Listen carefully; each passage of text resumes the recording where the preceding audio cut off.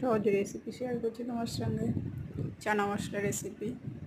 হয়তো একটু তেল জিরে ফোড়ন দিয়ে আলুগুলো লাল লাল করে ভেজে নিয়ে, যাতে একটু নুন দিয়ে ভেজে নিলাম, আর একটা পেঁয়াজ আদা রসুনের পেস্ট করে দিয়ে দিলাম, গুঁড়ো মশলা দিলাম, একটু আদা জিরে গুঁড়ো, ধনে গুঁড়ো, শুকনো লঙ্কার গুঁড়ো, হলুদ দিয়ে ভালো করে কষিয়ে নিয়ে আগে থেকে ভিজিয়ে সিদ্ধ করে রাখা চানাগুলো দিয়ে,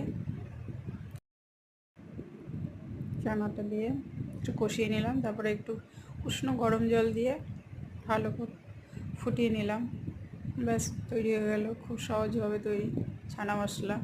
এটা চাইলে তোমরা রুটি বা পরোটা দুটোর সঙ্গে খেতে পারো, বা লুচি, খুব ভালো লাগে আর খুব সহজভাবে তৈরিও হয়ে যায়। দেখো